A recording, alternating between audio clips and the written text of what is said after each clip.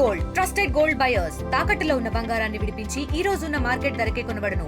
మరిన్ని వివరాలకు సంప్రదించండి 7771077720.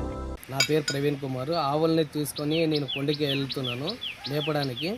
4 రోజుల నుంచి గత గుళ్ళలోన నిధులు తోకుతున్నారు. చూసి ప్లేస్ వచ్చేసి మన పూర్వకాల విగ్రహాలు దొంగతనం చేస్తున్నారు గుంతలు తోగి. మేము 4 రోజుల నుంచి ప్లస్ వచ్చేసి 4 ఆవులు లేవు. పుడుకున్నాము.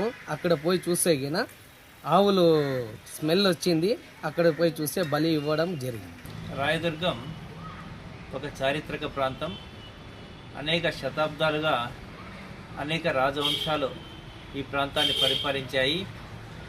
ఈ ప్రాంతంలో కొండపైన మరియు దిగువన అనేక కట్టడాలను ఆ కాలంలో నిర్మించారు. అవి గత వైభవ చిహ్నానికి నిదర్శనంగా ఉన్నాయి.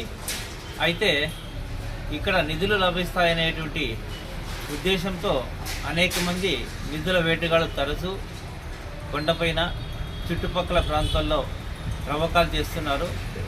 దీనివల్ల ఆ యొక్క కట్టడాలు ధ్వంసం కావడం, శిథిలావస్థకు చేరుకోవడం జరుగుతోంది. గతంలో 1984 సంవత్సరంలో గట్టిమలప్పకొండ వద్ద ఒక మట్టి ముంతలో పశువుల కాపరికి బంగారు నాణాలు లభించాయి. దాన్ని దృష్టిలో ఉంచుకొని అప్పటి నుంచి ఇప్పటి వరకు లింగాలబండ, అడుగుప్ప, సిద్ధులకొండ, ఎప్రికల్ నరసింహస్వామి కొండ, ఇలా అనేక చోట్ల ఈ యొక్క నిధుల కోసం వేటగాళ్ళు త్రవ్వకాలు చేస్తున్నారు. ఇటీవలే గత 2 నెలలుగా రాయదుర్గం కొండపై ఎల్లమ్మ కొండ ప్రాంతంలో 3 చోట్ల త్రవ్వకాలు కూడా జరిపారు.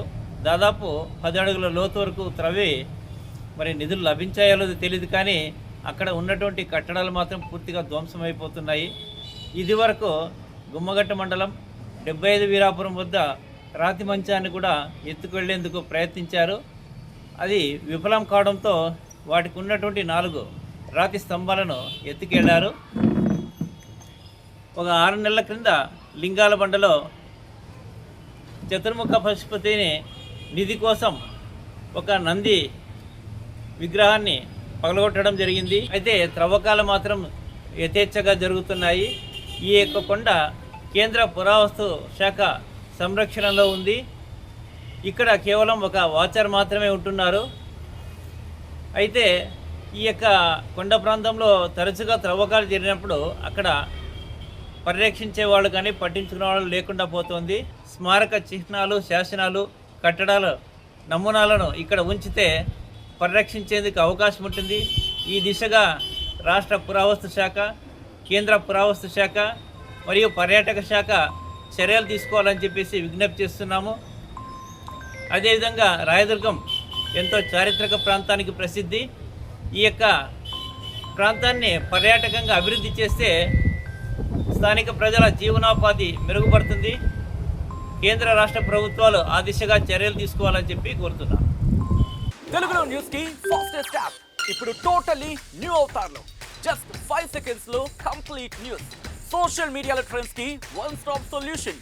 Live TV app voice search option తో ఇప్పుడే డౌన్లోడ్ చేయండి లేదా అప్డేట్ అయిపోండి. యాప్ లింక్ డిస్క్రిప్షన్ లో ఉంది.